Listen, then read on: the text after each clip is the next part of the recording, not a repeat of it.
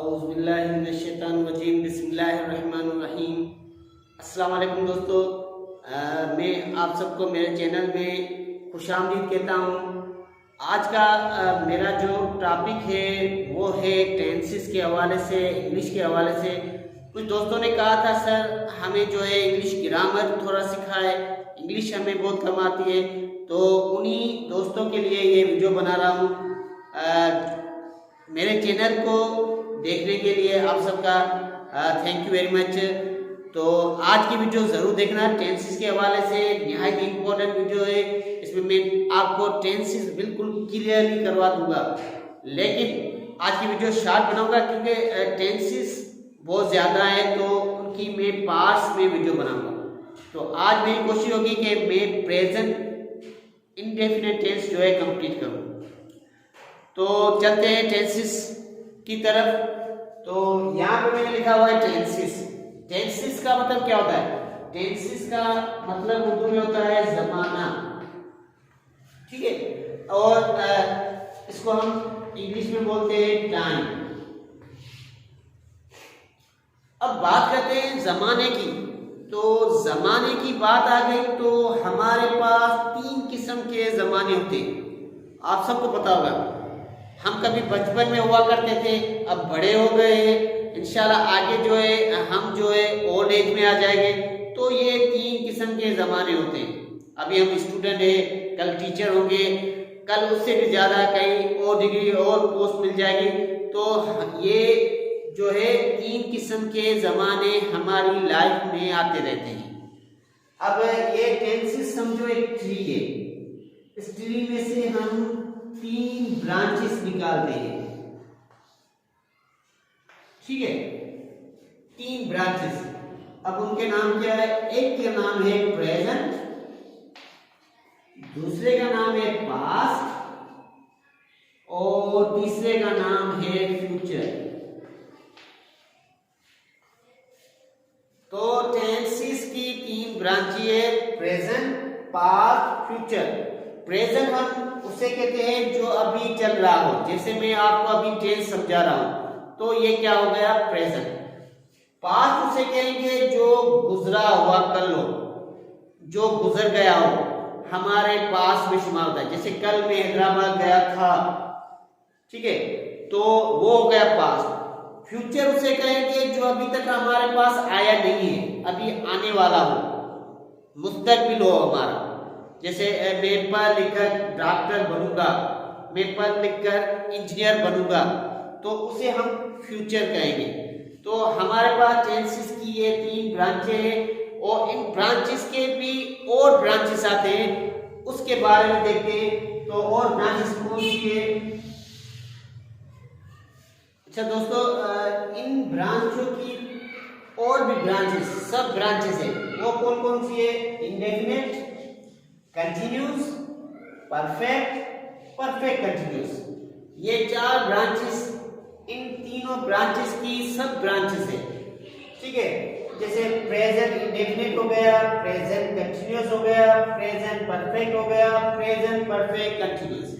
उसके बाद past indefinite हो गया, पास्ट कंटिन्यूस हो गया, पास्ट परफेक्ट आ गया, पास्ट परफेक्ट कंटिन्यूस। उसके बाद फ्यूचर इंडेफिनिट आ गया, फ्यूचर कंटिन्यूस आ गया, फ्यूचर परफेक्ट आ गया, फ्यूचर परफेक्ट कंटिन्यूस। ये 4 ब्रांचेस इनकी है। ये था टेंसेस का छोटा सा इंट्रोडक्शन, ठीक है। अच्छा, इसमें एक और बात भी है कि जब जमाने की बात आए तो उसमें वर्ब यानी फेल लाजमी आता है। क्या आएगा? फेल लाजमी आएगा। ये मैं लिखूंगा यहाँ पे, ये फेल जो है इसमें लाजमी आएगा। फेल यानी वर्ब, इसको हम वर्ब कहते हैं इंग्लिश में। तो फेल जो है इसमें लाजमी आएगा। इन सारी ब्रांचेस का जो मेन बुनियाद है वो है फेल यानी वर्ब। फेल किसे कहते हैं? काम का होना, काम का करना, काम का जो भी कोई काम हो, एक्शन वर्ड, यानी एक्शन वर्ड को हम फेल कहेंगे। जिसको फेल कहेंगे? Action word. ये मैं छोटी सी डेफिनेशन इधर लिख रहा हूं, एक्शन वर्ड, काम वाले वर्ड, एक्शन वर्ड को हम फेल कहेंगे। ये था छोटा सा इंट्रोडक्शन जो टेंसेस के हवाले से मैंने आपको बताया। मुझे उम्मीद है कि आपको अच्छी तरह से समझ में आ गया होगा। अब हम चलते हैं हमारे जो आज का टॉपिक है प्रेजेंट इंडेफिनिट टेंस। आज हम सीखेंगे present indefinite tense. Present indefinite tense कैसे बनता है, प्रेजेंट इंडेफिनिट टेंस बनाने के लिए कौन कौन सी चीजें जरूरी है, प्रेजेंट इंडेफिनिट टेंस में कौन कौन सी जो है चीजें लगती है, आज हम उनके बारे में सीखेंगे। तो वीडियो को देखना, स्किप नहीं करना। प्रेजेंट इंडेफिनिट टेंस इंशाल्लाह मैं आपको बहुत अच्छे तरीके से समझाऊंगा और आपको बहुत अच्छे तरीके से समझ भी आ जाएगा, मुझे यकीन है। तो वीडियो को देखते रहना, स्किप मत करना। तो चलते हैं हमारे जो आज का टॉपिक है प्रेजेंट इंडेफिनिट टेंस उसकी तरफ। अच्छा दोस्तों, प्रेजेंट इंडेफिनिट टेंस बनाने का तरीका। प्रेजेंट इंडेफिनिट टेंस हम कैसे बनाते हैं, तो पहले हम बनाने का तरीका सीखेंगे, फिर उसका इस्तेमाल सीखेंगे। तो देखना बनाने का तरीका कैसा है present indefinite tense. Present indefinite tense को हम फेल हाल भी कहते हैं। तो प्रेजेंट इंडेफिनिट टेंस बनाने का तरीका, प्रेजेंट इंडेफिनिट टेंस में क्या होता है, सब्जेक्ट होता है, वर्ब होता है और ऑब्जेक्ट होता है। इधर मेन वर्ब की फर्स्ट फॉर्म रहती है। ये एक फार्मूला है प्रेजेंट इंडेफिनिट टेंस बनाने का। प्रेजेंट इंडेफिनिट टेंस बनाने का फार्मूला क्या है, सब्जेक्ट प्लस मेन वर्ब की फर्स्ट फॉर्म प्लस ऑब्जेक्ट। अब सब्जेक्ट किसे कहते हैं, वर्ब किसे कहते हैं, ऑब्जेक्ट किसे कहते हैं, थोड़ा सा इनका भी इंट्रोडक्शन हो जाए तो अच्छी बात है। तो सब्जेक्ट उसे कहते हैं जो काम करने वाला हो, काम करने वाले को हम क्या कहेंगे, सब्जेक्ट कहेंगे। काम करने वाले को हम क्या कहेंगे, सब्जेक्ट कहेंगे। और वर्ब यानी कोई काम हो, कोई भी काम। उसके बाद ऑब्जेक्ट क्या है, जिसपे काम हो, जिसपे काम हो उसे हम ऑब्जेक्ट कहते हैं। जिसपे कोई काम हो उसे हम क्या कहेंगे, ऑब्जेक्ट कहेंगे। तो ये फार्मूला है प्रेजेंट इंडेफिनिट टेंस बनाने का, जो मैंने आपके सामने लिखा है, सब्जेक्ट वर्ब की फर्स्ट फॉर्म प्लस ऑब्जेक्ट। अब बात एक समझिए कि वर्ब जो इस्तेमाल होता है वो प्रेजेंट इंडेफिनिट में हमेशा उसकी फर्स्ट फॉर्म लगती है। क्या लगती है, फर्स्ट फॉर्म लगती है। मेन वर्ब की हमेशा फर्स्ट फॉर्म होती है। मेन वर्ब की 3 फॉर्म में होती है। एक होती है प्रेजेंट, दूसरी होती है पास्ट पार्टिसिपेट, ठीक है। तो first form, second form, third form, उसे हम इन नामों से भी जानते हैं।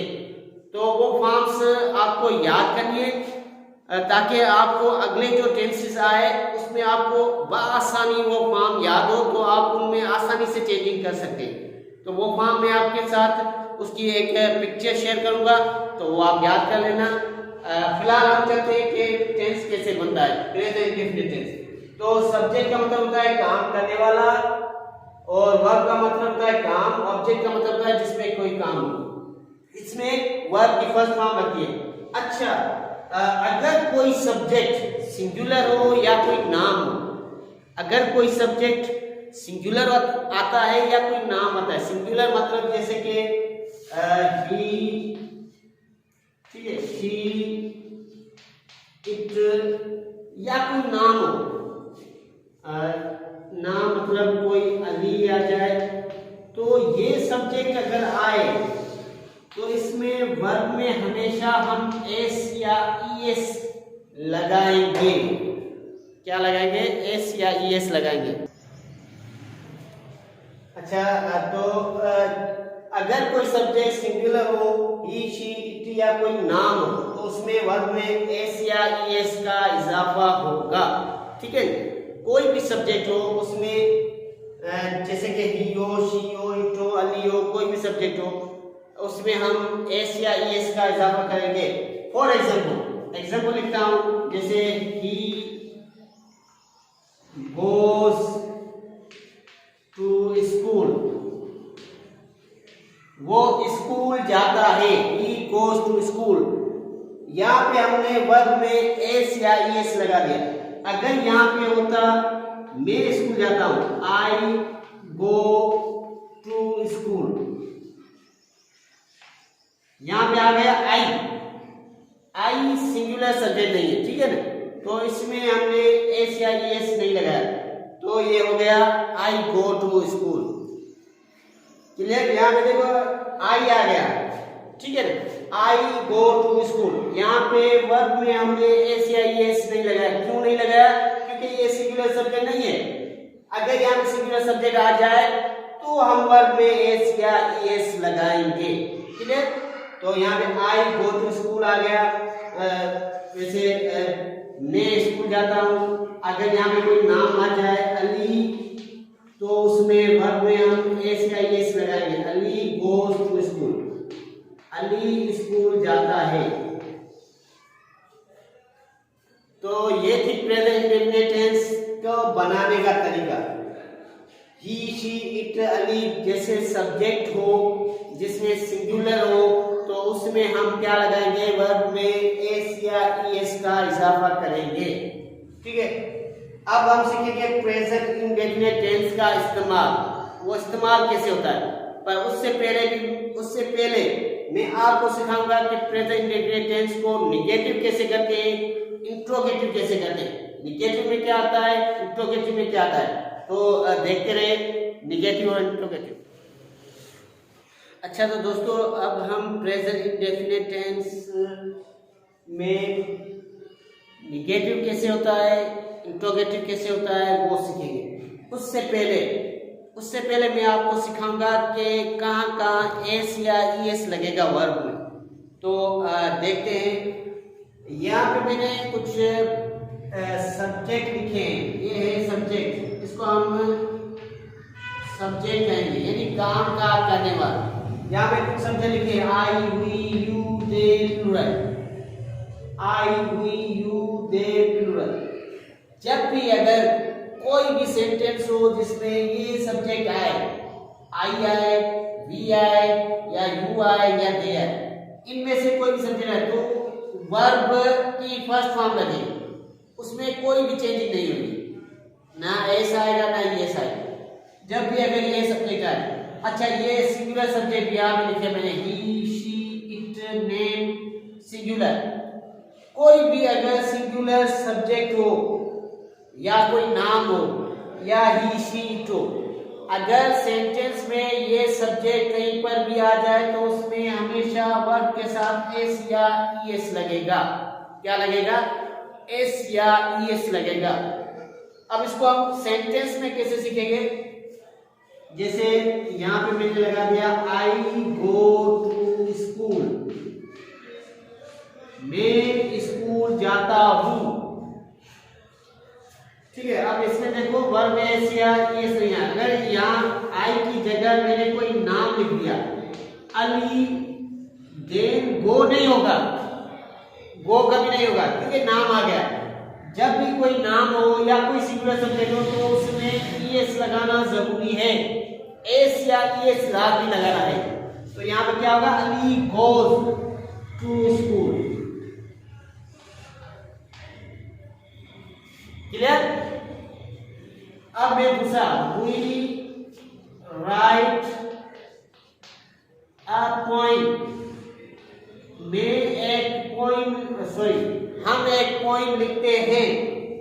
अब यहाँ पे अगर कोई वी की जगह कोई सिंगुलर सब्जेक्ट आ गया, जैसे कि शी आ गया, तो यहाँ पे शी के साथ राइट नहीं होगा, नहीं, यहाँ पे राइट आएगा, एस का इजाफा होगा। यहाँ पे राइट नहीं लगेगा, क्या लगेगा?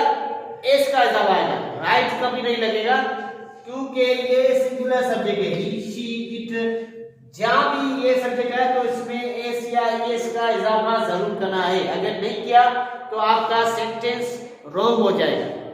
क्लियर? तो शी राइट्स अ पोएम, ये हो गया।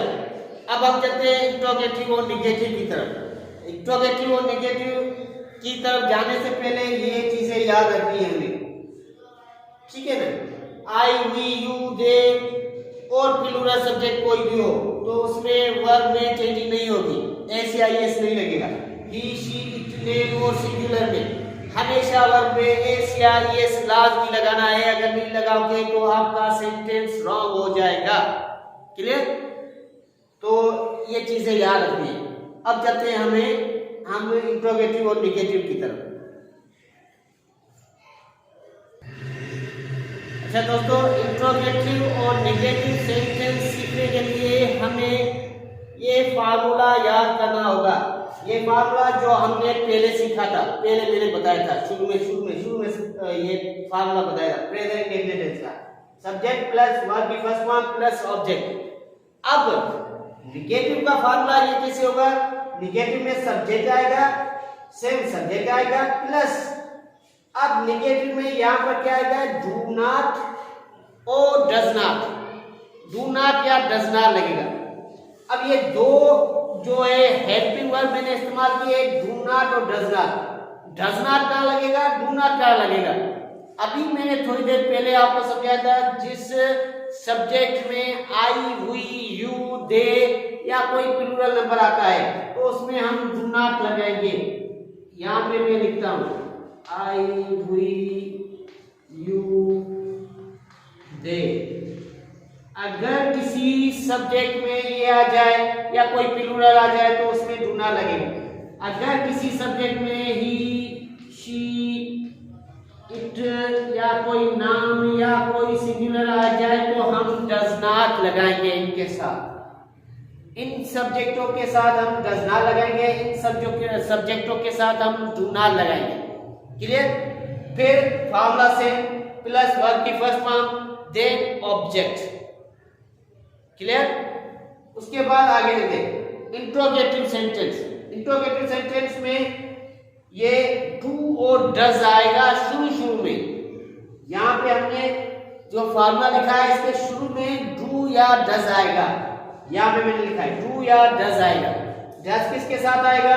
ऊपर लिखा हुआ है she, he, she, it, name और सिंगुलर सब्जेक्ट जो भी हो उनके साथ डज लगेगा। डू किसके साथ लगेगा? आई, हुई, यू, दे इनके साथ डू लगेगा। ठीक है? तो आगे फिर वही से सब्जेक्ट प्लस वर्ब की फर्स्ट फॉर्म प्लस ऑब्जेक्ट। ये फार्मूलाज आप अपने जहन में बिठा लें। क्लियर? हो गए मेमोराइज? अब चलते हैं आगे, इंट्रोगेटिव कैसे बनेगा, निगेटिव कैसे बनेगा वो सीखते हैं। अच्छा दोस्तों, अब हम सीखते हैं निगेटिव कैसे बनता है, इंट्रोगेटिव कैसे बनता है। अब यहाँ पे मैंने कुछ सेंटेंस लिखे हैं, वो मैं रीड करूंगा। आई प्ले क्रिकेट, मैं क्रिकेट खेलता हूँ। ही रीड्स लेसन, वो लेसन को रीड करता है, पढ़ता है। दे गो टू हैदराबाद, वो हैदराबाद जाते हैं। Ali writes letter, Ali letter लिखता है। ठीक है? तो ये कुछ सेंटेंस है, इनमें निगेटिव बनाना है। अब यहाँ पे देखो आई प्ले क्रिकेट, यहाँ पे वर्ब में कोई भी एस या एस लगा हुआ नहीं है। क्यों नहीं लगा हुआ? क्योंकि यहाँ पे आई है। ठीक है? तो आई के साथ एस या एस नहीं लगेगा। मैंने पहले भी समझाया था, एस या एस किसके साथ लगेगा? ही, शी, इट, सिंगुलर या कोई नाम हो। आई, हुई, यू, दे के साथ हमेशा वर्ब में सेम एज इट वर्ब रखेंगे, उसमें एस या एस का इजाफा नहीं करेंगे। तो अब यहाँ पे हमें इसको निगेटिव करना है। निगेटिव करने के लिए हमारे पास फार्मूला क्या था? डू नॉट लगाएंगे, डज नॉट तो नहीं लगेगा क्योंकि इसमें वर्ब में एस या एस नहीं है। तो यहाँ पे क्या होगा? I do not play cricket. अब इसको हम इंट्रोगेटिव में करेंगे तो डू आगे आएगा। डू आई प्ले क्रिकेट, क्या मैं क्रिकेट खेलता हूँ। अब ये इंट्रोगेटिव हो गया तो इसमें क्वेश्चन मार्क लाजमी लगानी है। क्वेश्चन मार्क भी मिस्टेक है अगर किसी ने नहीं लगाई तो। ठीक है? क्वेश्चन मार्क लाजमी लगानी है। अब करते हैं दूसरा सेंटेंस, ही रीड्स लेसन। अब यहाँ पे देखो क्या लगा हुआ है? वर्ब में एस लगा हुआ है यहाँ पे वर्ब में। तो हम इसको निगेटिव कैसे करेंगे? डज नॉट लगाएंगे। ही डज नॉट, अब यहाँ पे डू नॉट नहीं लगेगा, ही डज नॉट। अब क्या होगा? ये एस जो यहाँ पे लगा हुआ है रीड्स में, ये खत्म हो जाएगा, यहाँ पे सिर्फ रीड लगेगा। He does not read lesson. ठीक है, इसका इंट्रोगेटिव कैसे होगा? डज ही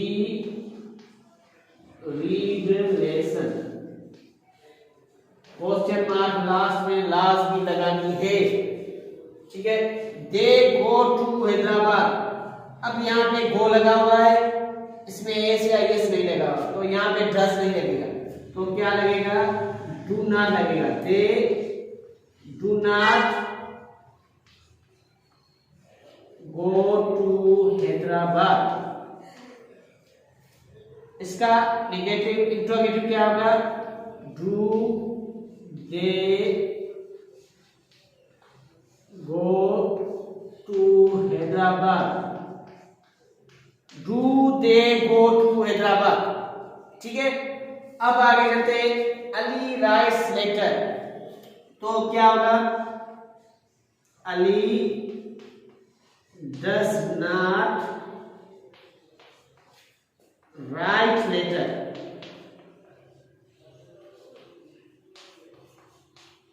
ये मिस्टेक अक्सर लोगों से होती रहती है।